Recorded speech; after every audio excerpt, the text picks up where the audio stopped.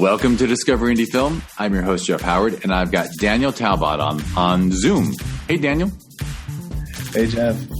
All right, so this is going to be a chummy one because this is like our fourth discussion, I believe. Daniel was, I think, part of the Sherman Oaks Film Festival in 2020 for a screenplay. And then you came to Film Invasion Los Angeles in June of 2021 with Telling Time when we were trapped virtual. And then you made me really happy because you submitted Telling Time to the Sherman Oaks Film Festival for 2021. Normally I discourage people from submitting to both in the same year, but because June was virtual and November was going to be in the theater, I was like, oh good, you submitted. So we got to show Telling Time in the theater in November. It was awesome. Yeah. Which, that was really fun. So we have done, I think, 2 virtual Q&As before this and 1 Q&A at the Whitefire Theater, which was really fun. So yeah, this podcast is a little there's a little more familiarity, which means I won't do as good a job and I'll be kind of unprofessional, but that's my bad. Those who listen to more than just their friends' podcast interviews know this tends to be a fun podcast anyhow. Good, okay. But before we jump into Daniel's story, I'm just going to mention that his film Telling Time that I just mentioned is going to join the Discover Indie Film TV series on Amazon Prime. So let me urge everyone, it won't be out till about March. It's going to be in season 5, Daniel's film.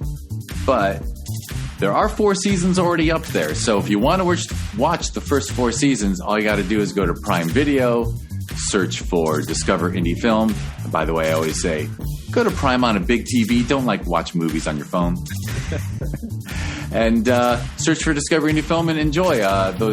Every season is 10 episodes with about 20 to 25 short films that make up those 10, 30-minute episodes.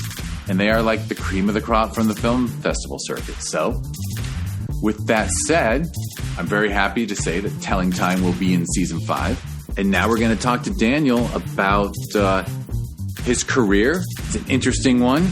And just go ahead, jump right in. And how did you get into it in the beginning? I know you've told me, I think, about acting in New York and stuff. Were you inspired even as a kid? Were you an artsy kid? Were you into video cameras and stuff? I was not an artsy kid. My mom and I traveled around a lot. I have a lot of brothers and sisters. We were very, very, very, very working class. So I was a kid that basically helped, load wood into a truck so we could sell quarts of it, So I was more that kid.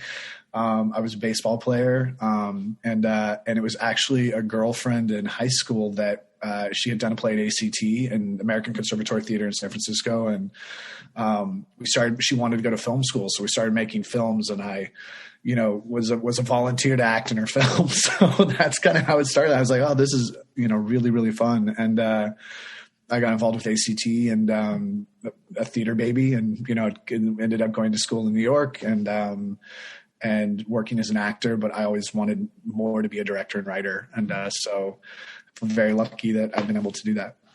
So you got pulled into acting in high school?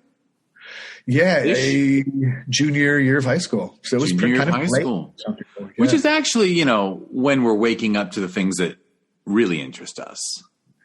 Yeah, I'm also, I'm 5'9", 5'10", so I was like, maybe I could play college ball, but all the guys on my baseball, I was a really solid baseball player and I worked really, really, really hard at it. But just physically, you get in the showers with everybody else. You're like, okay, Jack Cooper is 6'3" and it looks like a monster, and can throw a ball 94 miles an hour. You just physically, you start to go, oh, I'm probably not going to be, Will Clark or, or that was my day, on the Giants or something like that. So, but also I always tell folks that it was like dating someone you really like, and baseball was, and having a blast. And then suddenly you fall in love with somebody and you're like, oh my God, that's who I want to marry. And that's what it felt like when I found theater and TV and film. Excellent. So then you chose to go to New York for college era? Yeah, I stayed in the Bay Area because I was emancipated minor, and so I had to kind of pay for myself. And so I went to SF State for a year, double majored in theater and film, and then I moved to this great actor training program called Solano College Theater, which no longer exists, as an actor training program, and it's run by Bay Area theater professionals and just really great people. And so I did that and worked around the Bay Area. I worked at like Berkeley Rep and ACT. And then I ended up going to Juilliard after that. And so I did 4 years in New York, and that brought me to New York. And, feel really lucky to have gone there. So. And it's interesting. I always hear about schools, but sounds like you were getting your hands on cameras pretty early. No, I actually, no, because I was a theater kid. Like I you were was a theater kid. So even that, so when you're at San Francisco State and it was like acting and filmmaking, but first year you kind of watch a lot of films. Like I know right. So it was the film studies side of it. Right. Yeah. Because I would have loved that, but I'm sure all the master students are like, keeping the cameras, but I got to start falling in love with cinema. I mean, I worked at a movie theater. I worked at a Landmark Cinema in the Bay Area. That was my first job. And so I got to see everything there and got to see all the late night shows. And there were a lot of kind of underground filmmakers that worked with me there. So I feel like I was always in and around it once I started. But theater was really, my center. And so coming out of school, we started a theater company and just, started working in New York and in San Francisco and LA and just was theater hungry and always wanted to also do film and TV. But I was lucky to pay my bills doing theater. But if you stop, you can't really pay. You're very hand to mouth. So I was always afraid to stop and not book work in the theater ahead of time. And then I met my incredible manager, Liz.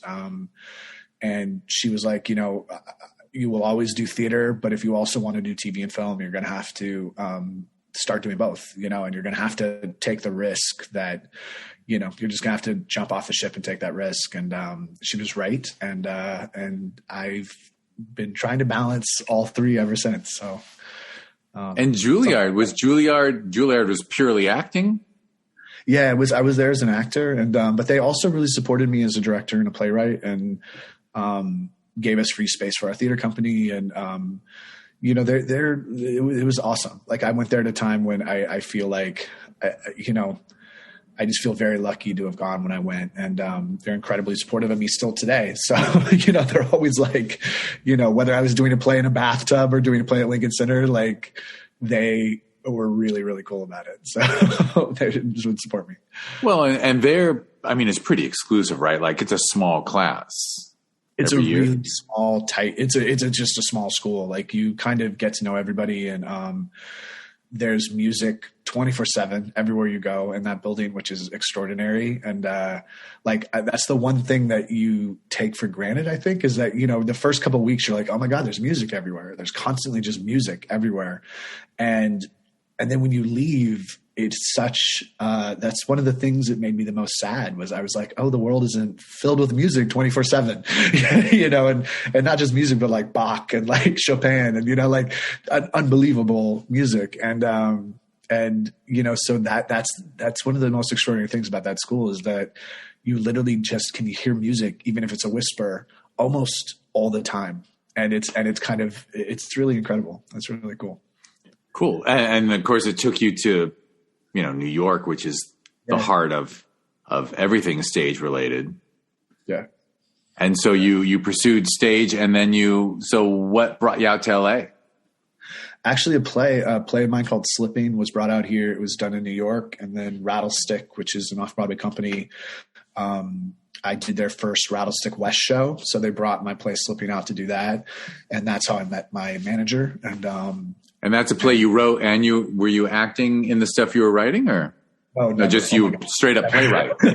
No, I would, playwright and then directing. So I would never, ever want to act in one of my plays, ever.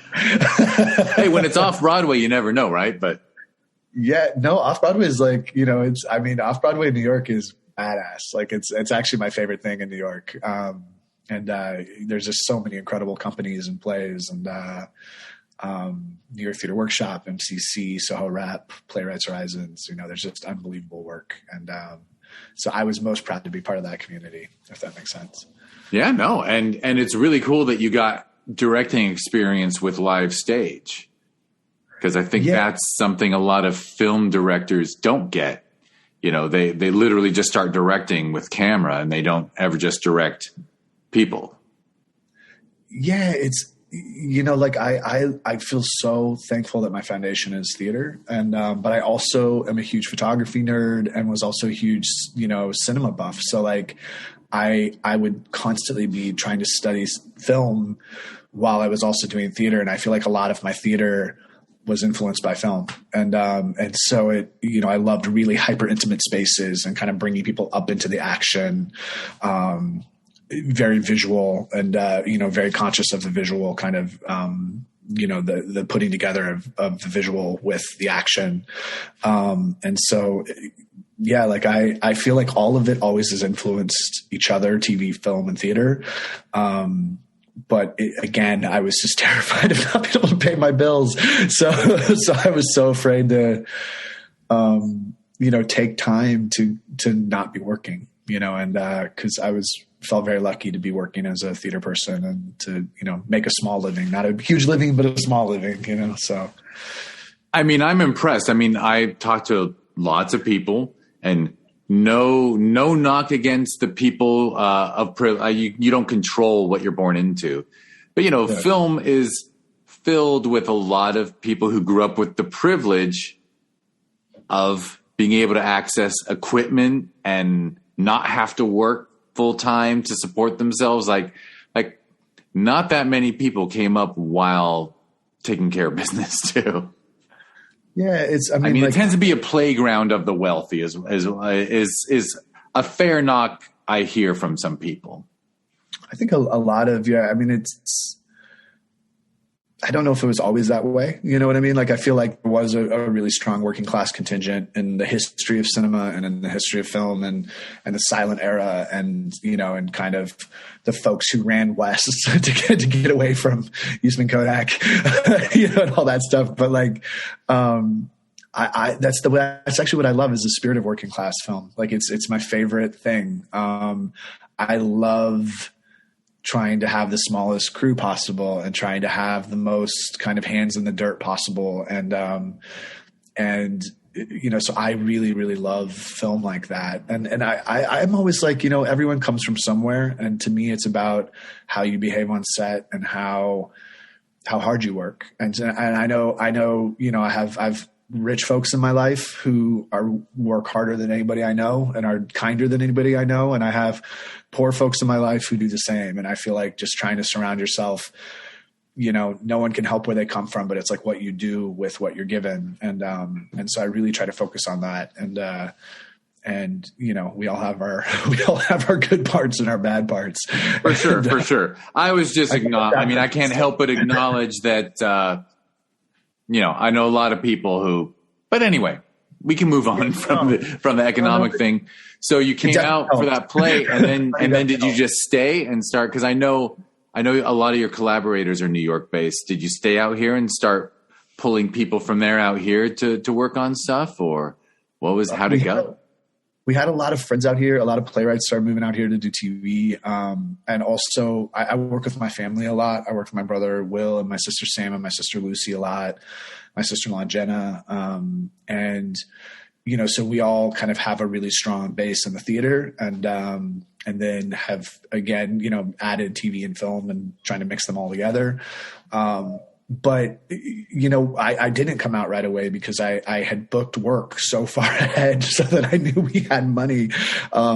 Teaching jobs and plays and directing plays. And I was lucky to have about 2 years of work ahead of that play. And so what I did is when I had a break, I would use the time to come out here to start taking meetings and start meeting people. And I wrote my first pilot, kind of about my mom and our kind of travels, and called Tuolumne, and was lucky that folks liked it right away, and so I got to start meeting some really great people that have stayed in my life and who have led to other jobs. And so I just slowly kind of built a foundation to be able to hopefully, work in theater, TV, and film, and to come out here. And then the plan was that we would move out here when I got a show, and I got a show called The Mist with Christian Torpa, and was lucky enough to move out here. So we moved out very quick. I had 2 days, and we opened literally a play in New York, and I got on a midnight plane and flew out here, and we started the next day. So it was,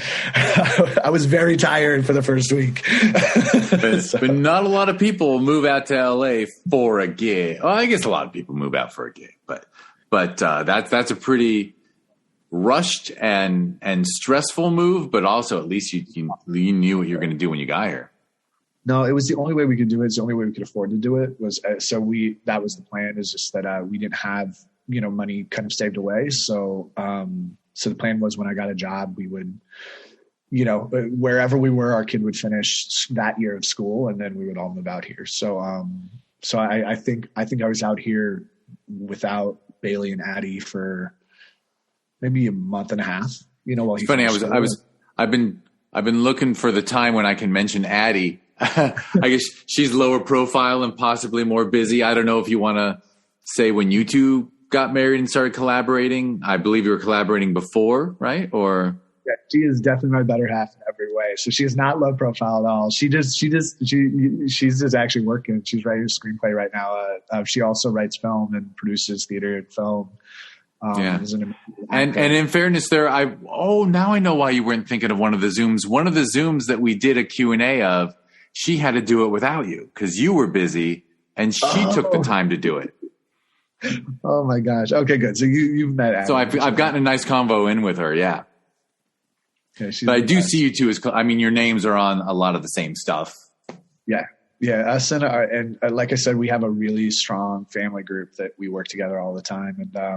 And they are the people I love working with the most. And if I had my druthers, I'd work with them every day. So, and we kind of do. Like, we're always working on projects together, and both together and outside of each other. So we've been lucky to be working and all that.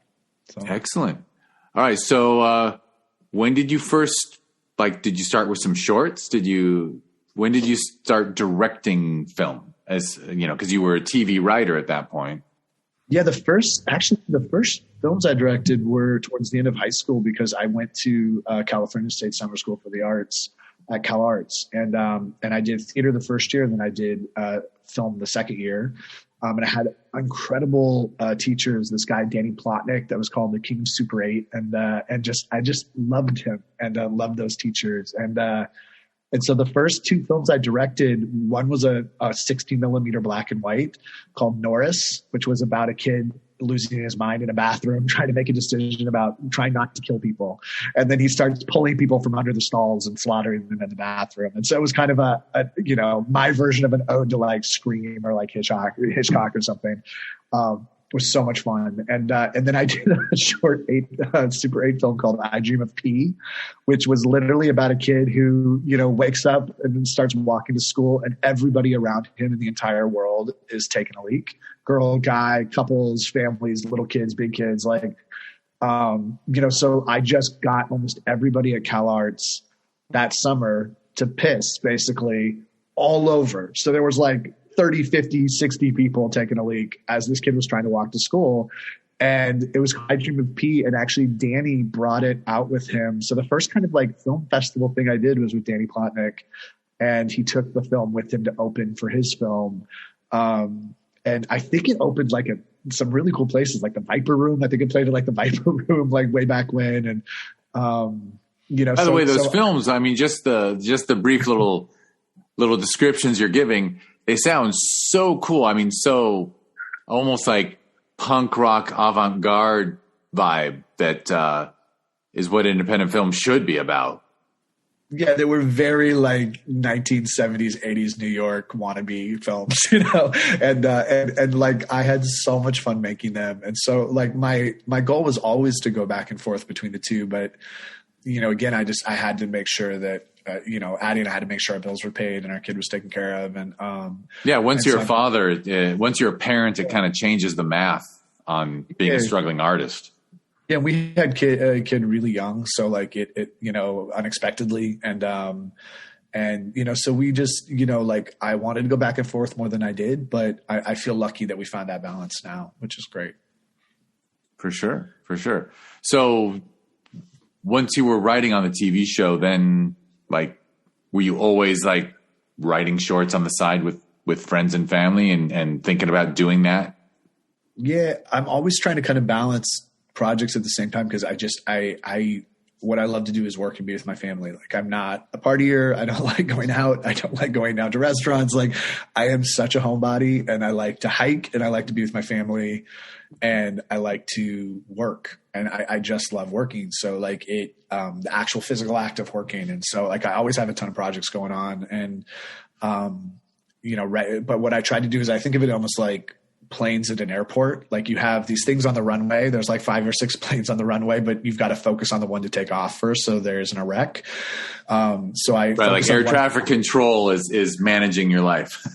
Yeah, air traffic control focuses on the project that needs to get done first. And so once that plane gets into the air, then I have other ones on the runway that I'm trying to kind of take off, if that makes sense. No, that's the perfect analogy actually for being an artist, whatever art form one's doing. It's, like I know people are under the assumption that like a painter like works on one painting at a time, but no, like you go to an artist studio and there's like 4 or 5 ideas at once, and they're fighting to be the first on the runway, so to speak. So yeah, no, that's the perfect analogy.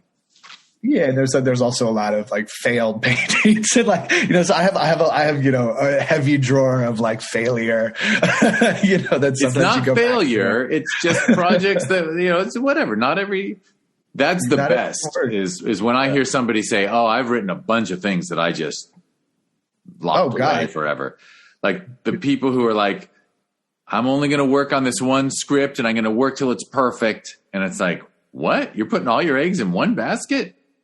Yeah. Like that's not me. Like I don't know if there is anything that's perfect, and there's some things I think that have gotten pretty close, but you can count them on your fingers, so it's like, I'm not Shakespeare, I'm not Orson Welles. Like, I hope to be an 8th as good one day would be amazing. But I feel like the thing I do well is I work hard, and that's the thing that I really love to do. And I feel like all you can do is control what you can control. And what I can do is work my ass off and try to get better every day. And, hopefully have a good attitude and not get arrogant about stuff, not get shut down about stuff, and just remain open and learning. And I feel like I have so many great folks around me to learn from. And there's been things I've done that, I'm proud of that no one else likes. And there's things that I've done that other people like. And I'm like, I just feel like it was a hack job. It's always a funny one when the creator, when the artist or the filmmaker is like, you're trying to tell them it's good. They're like, no, that's not what I wanted.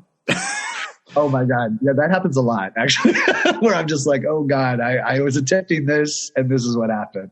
But I love all of it. Like I feel like that is what you sign up for, is you sign up for, kind of baseball analogy. If you're batting 300, that's still badass. I mean, you're still missing 7 out of 10 times, but baseball is probably great training for being a creative because like you said, people pointed out that like, I think I was in high school when somebody said, like, if you think about batting average, like, you strike out it's amazing to even do well. You're the greatest in the world if you do it right 4 out of 10 times. Like, it's 3 out of 10 times. Like, you have to expect to strike out a lot.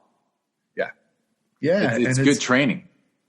It is, and it's such an important part of work. Like, it's funny. I feel like I've been in situations where I've watched people lose it on themselves about quality or about, I'm not getting this right. And I'm like, I wish people could kind of take a step back and go like, that's part of it. Do you know what I mean? You are not going to knock everything out of the park. You're never, and actually the more tied up you get into failure and the more tied up you get into the kind of self-degradation, the worse it's going to get and the worse it's going to get and the tighter you're going to get. And you're just going to move further away from the work instead of closer to it. So part of, I think, moving to the work and moving closer to the work is actually failure and holding hands with failure and kind of walking forward with failure and going like, oh, I fucked that up, and they're like, what can I learn from that? And giving yourself and others permission to do that, and we have there's such a culture of, that of not failing, and people hide their failure and lie about their failure. And like, there's so much shame around failure. And I don't know how you do this job perfectly. Do you know what I mean? And I also think some of the best accidents that happen in film are failure, I come out of, mistakes. And I like a lot of the outtakes on films that I've done more than I like the actual take, because people relax and just start behaving, and you can capture that. And, so I try to be, it never feels good to, fall down in public, but if you can have a good Buster Keaton-esque sense of humor about it, then it's good. It's helpful. For sure. Well, are there any projects you want to mention before I start asking telling time questions? Yeah. I just finished yesterday, actually, a draft of a new film about Katharine Hepburn called The Paris, about her when she was 26 years old. And, so I just turned that in, and I'm directing. I just finished with my sister, and I co-directed our first feature called Midday Black, Midnight Blue, and that's we just started going out to festivals with it. We missed the whole Sundance route and all that because we were finishing editing, and we thought better to turn in something that we were proud of than turn in something that was kind of not finished.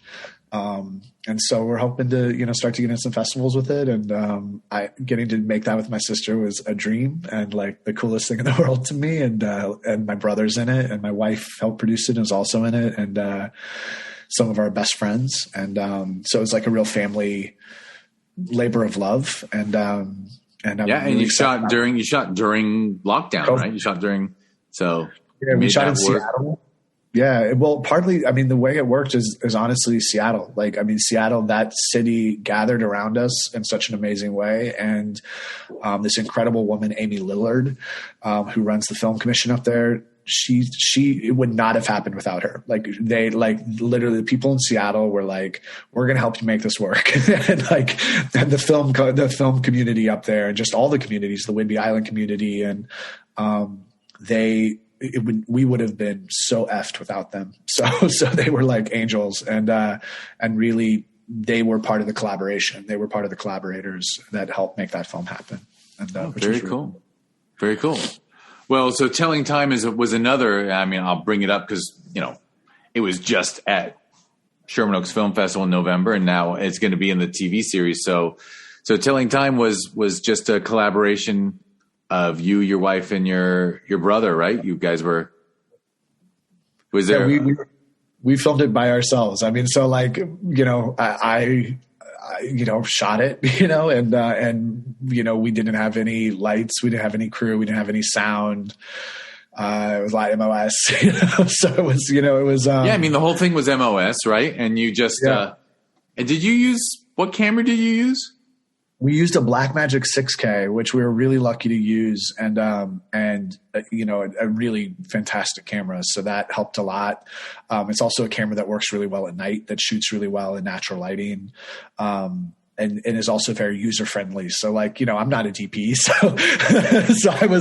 I was like, okay, this is probably gonna be real bad, but let's go for it. And it came out. It looks great. Obviously that had the camera helped, but the framing, you actually did a great job as cinematographer as far as, I guess all the shots are static pretty much, but the framings are really, they're really good. Yeah. I wanted it to be it's a joy to look at. Thank you. Yeah. I wanted it to be static because COVID felt static, I love handheld and I love Steadicam, and I love how Olivier Sayas shoots and how there's always this kind of wandering movement. But I thought, oh God, everything feels static. Any movement is kind of special in COVID. Any getting out of the house is special because we were in lockdown. And so it was really, amazing to be in Los Feliz, to be in our neighborhood, and to have nobody on the street. I mean, there was like literally almost nobody out. And, I thought, static is the way to honor this feeling that we're all in. Static is a good word for it. Yeah. And you were able to create environments, and then you had, Will just move through them, right? Which was an interesting, a good choice. Yeah. We shot, we didn't even build it. It's the first time I actually have ever shot without a script. So we just built a shot list. So we knew the story based on the shot list, but we didn't, we knew it was going to be MOS, and we knew it was going to be voiceover. And then I had a Bukowski kind of thing that, we did not have the rights for. and my sister, Sam, who edited it and helped produce it, she was like, hey, I have something I'm writing. I think it's perfect for this. So she added in that, and Will recorded it on his phone in a closet. And, so it was really DIY. Yeah, so she completely changed the voiceover. She just rewrote it from scratch, and it was perfect. It was awesome. Yeah. She killed it. And we all know each other really well. So I think we know how to hit each other's history really well. Yeah. That's what you said. That's what you said at the theater Q&A, was that she put some stuff in there that Will wasn't comfortable with, but he went with it. I think he was comfortable with it. He was just, it just, knocked him on his ass emotionally, which is good, and in a way that I always talk about good danger and bad danger. You have to have danger to make great work, but there's a difference between good danger and bad danger. So it was very good danger, but it was definitely dangerous for him. So, yeah. But I would never. I mean, it's why there's an emotional impact, because, the images and the words just go together so well, and it's so impactful. And even though it's such a pandemic-y film, I think I've told you this, it really is just a fantastic heartbreak film, regardless of, pandemic or not. It really is about heartbreak. Well, it's been interesting that I've actually never gotten so many personal emails back from film festivals going we would have programmed this if you didn't have a mask on, or we would have programmed this if because what they're not being a non-masker masker thing. What they're saying is that they think it's totally pandemic based. And so I didn't feel that way. I just thought, okay, the pandemic is part of what he is influencing his loss and his sense of loss, but actually it's this other person that the film to me is about. And their absence. And so I didn't think of it as a pandemic film in that way, just that we had to make it during the pandemic, And so I thought, it'd be weird to try to pretend it's not when there's empty streets and empty restaurants. And kind of the only people watching you are the painting of Cate Blanchett and, Charlie Chaplin and Elizabeth Taylor and on the side of that movie theater. And, who are kind of the only people around him at that point, and then unfortunately homeless people. So I didn't think of it as a pandemic film, but I've gotten a lot of responses we're not going to program this because it's a pandemic film, Interesting. And even though the pandemic is becoming endemic and it's semi-permanent, they feel that it'll bum people out to have a film with masks. I don't know. That's an interesting choice. Everyone's got their own. Yeah. There's been some really interesting responses hey, enjoyed your filmmaking. We're not going to program this because the lockdown's over. Because I think it went out when the lockdown was, we made it in the lockdown, but as they were coming out of the lockdown, I think people were we don't want to sit in that space because we're done with COVID. Little did they know, so maybe we'll start getting programmed now. I don't know, but I guess they'll have, I don't mean to be critical of other festivals and whatnot. But if you said it during the disco era, it wouldn't be well, disco's over. We can't show this. You know what I mean? Things from the past that are no longer with us are still worth watching. But I'll back off. It's just maybe it's just too fresh for people. I don't know. I don't know. I mean, we've been so lucky that it's done a lot of festivals. So so that overall hasn't been the experience, but it's funny because I hadn't thought about it that way until I started getting those emails. And then I was maybe, I see what they're saying, but it wasn't where I came from. I suppose, but I mean, the voiceover that was written, has no mention of it. It's completely about missing a person. Yeah.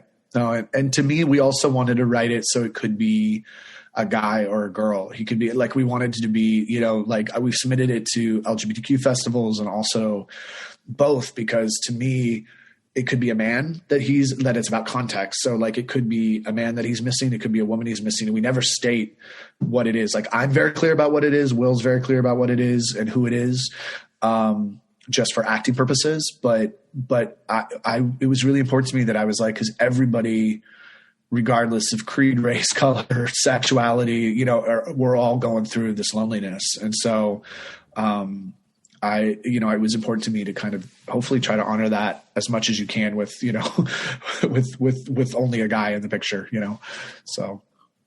I mean, that's a fascinating study in context, that art in context, its meaning can be changed, because obviously like you could show that film at a festival that focuses on, LGBTQ plus and this and that. And then someone could sit through it and just imagine he's writing of a male partner, and, or even if it was, that's really interesting that because you left it unspecified, there's a lot of freedom for interpretation, which is very cool. I like that.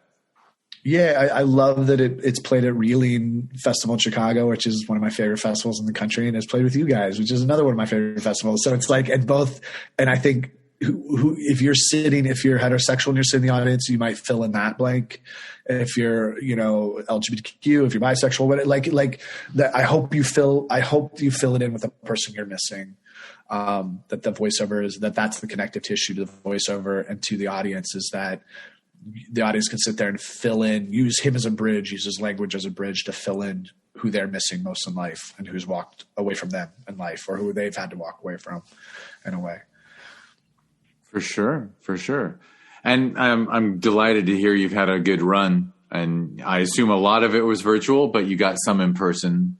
Yeah. I did not get to go to in person almost any. I think you guys are one of the only festivals I've got to go in person to, and because so much of it was virtual, but some really, really awesome fests. I just feel very lucky, and places I would want to go, but I did not get a chance to go. So hopefully in the future. I understand. I know even traveling was harder. Everything.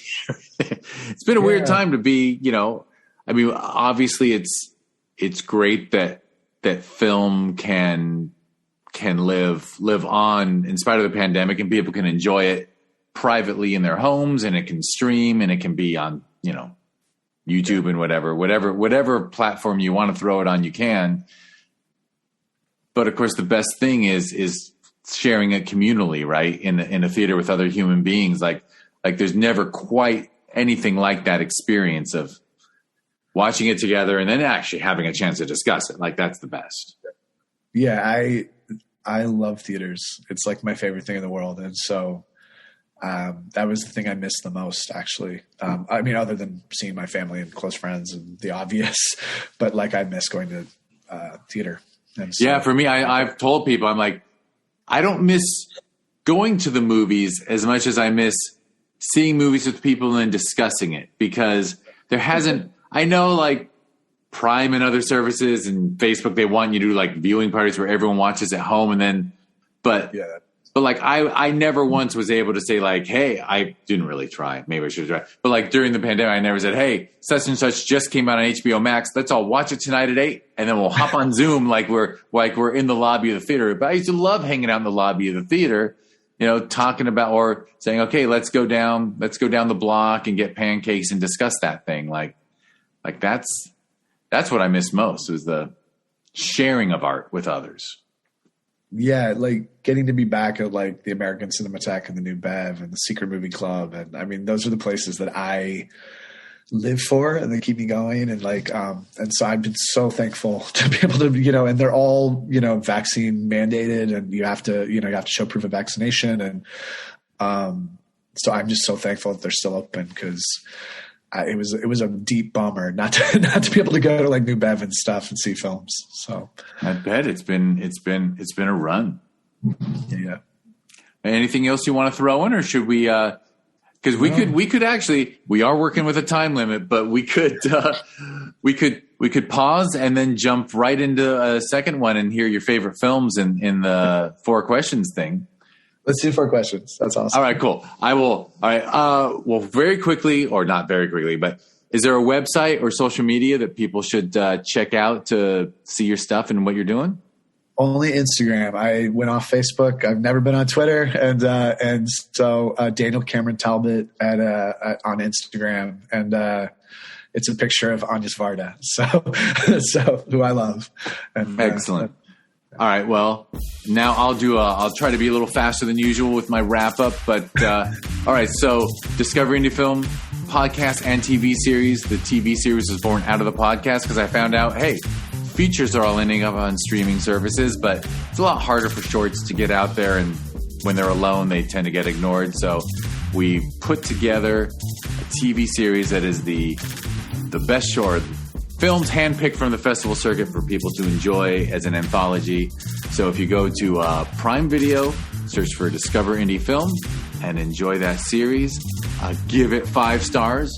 Doesn't cost you anything to give 5 stars. In fact, this podcast, whatever service you're listening on, whether it's iTunes or an Apple thing or a SoundCloud or this, or I know there's so many places it goes out to, but feel free, click subscribe, click like, give it 5 stars, whatever, be nice, share the love. All right, that's the Discovery Indie Film pitch. And actually, because you've been involved in both, I've mentioned both Sherman Oaks Film Festival and Film Invasion Los Angeles.